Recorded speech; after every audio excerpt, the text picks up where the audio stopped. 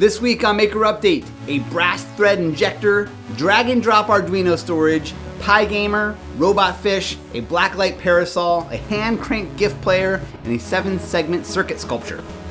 Hey everybody, I'm Donald Bell and welcome to another Adafruit edition of Maker Update. I hope everyone's doing well. The Adafruit team has been busy working up new projects and tools and code. So let's catch up on some of the highlights, starting off with my pick for the project of the month. After a lot of trial and error and design revisions, the Ruiz brothers, along with Bill Binko, finalized their design of this rig for embedding heat set inserts into 3D printed projects. If you're new to the idea, this is a way to add durable brass screw threads to your 3D prints, allowing you to have multi-piece designs that can fit together or break down easily with common machine screws. And while the technique has been around for a while, it's a hard one to master, even with a steady hand and a lot of practice.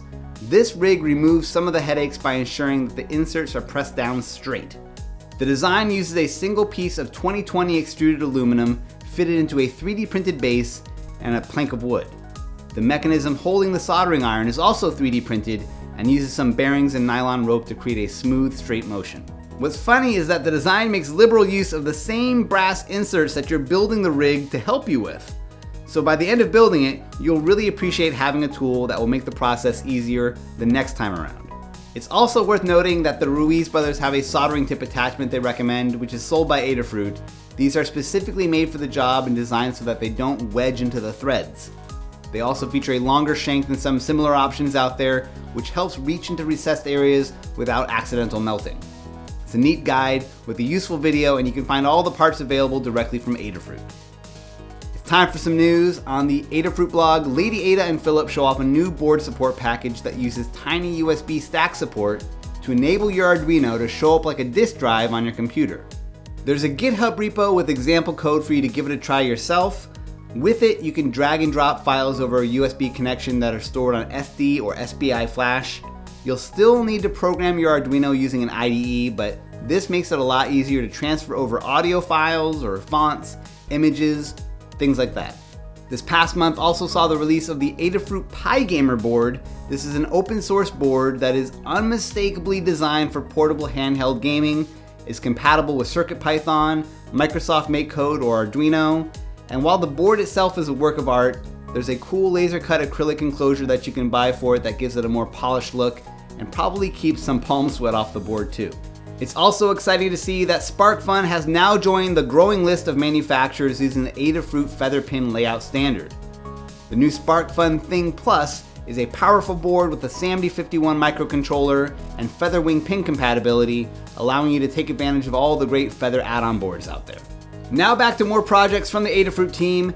Dano Wall has a couple of nautically inspired projects for the Circuit Playground Express. The first is what he calls a trash-built robot fish made from plastic wrap, cardboard, and straws. A continuous rotation servo and a paper clip create the motion needed to wiggle the tail and the fins for a fun prop. Just don't actually put it in the water.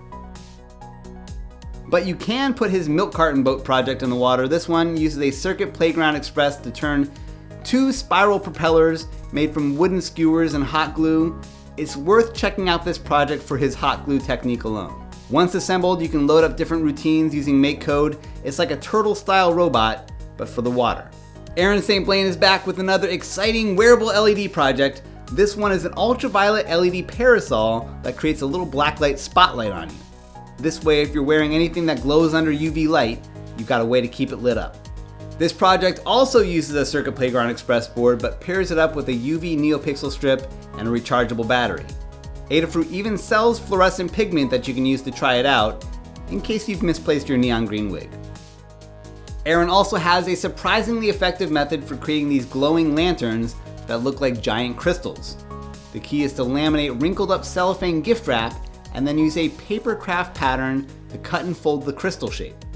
The NeoPixel ring from the Circuit Playground Express can be used to create all kinds of glowing effects, but she also shows how smaller crystals can be lit up using just a single NeoPixel.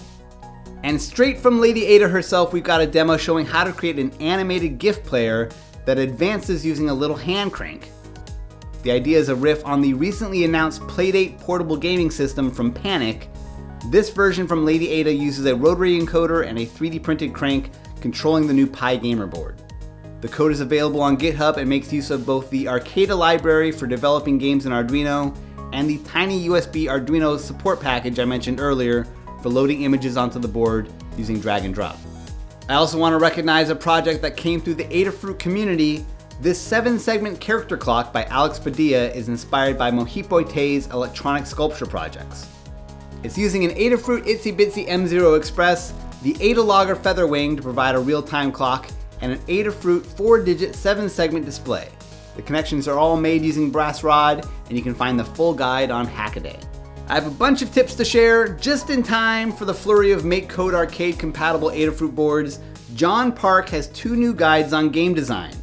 One is on taking your game designs to the next level with imported graphics, background music, and responsive neopixels. The other takes a look at what you need to know to design your own side-scrolling platformer game. Mike Stone has an in-depth guide to choosing an analog to digital converter for your project. When you really need a project to take an accurate, reliable reading from an analog signal, it's good to know how these converters work and what to look out for. The Adafruit Arcada library makes it easier to create and edit games for PyBadge or PyGamer using just Arduino code. Of all the ways to program these boards, this is the most involved and requires a dozen different libraries to install, but you get the flexibility and familiarity of Arduino, and you also get the ability to port over other Arduino-based game libraries. Lady Ada has a guide on using Arcada to play Gamebuino meta games or Arduboy games on PyBadge or PyGamer hardware. Speaking of PyBadge, the Ruiz brothers have a 3-part layer-by-layer video on how they designed a snap-fit PyBadge case.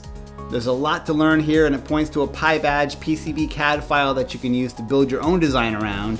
You can also simply download and print the awesome case that they came up with. And if you're into making your own musical MIDI controllers, Kevin Walters shares some tips on how he was able to turn the Circuit Playground Express into a capacitive touch-controlled USB MIDI interface. Not only does each pad trigger a note, but the 2 buttons act as octave up and octave down keys, and the accelerometer behaves as a pitch bend or expression pedal. It's very cool. Finally, for an Adafruit product spotlight, let's talk about the new Airlift Feather Wing. For $12.95, this board gives your Feather projects an ESP32 Wi-Fi coprocessor. Having Wi-Fi handled by a separate chip makes your code simpler because you don't have to cache socket data or compile in and debug an SSL library. The chip can handle all the heavy lifting of connecting to a Wi-Fi network and transferring data from a site, even if that site is using the latest TLS or SSL encryption, because the ESP32 chip has root certificates pre-burned in. And because it's modular, it also means that you can use the Feather board that's right for your particular project, or be able to use whatever the latest and greatest Feather is that comes out without having to hold your breath for a Wi-Fi version. Alright, and that does it for this week's show. Be sure to subscribe, leave this show a thumbs up, or leave me a comment here. Let the Adafruit crew know that you enjoy seeing the show on their channel once a month. Help me impress the bosses, alright? You can also get on the Maker Update email newsletter that gets you show notes and links emailed out to you automatically each week with a few bonus projects thrown in. And that does it. Thanks for watching, and I'll see you soon.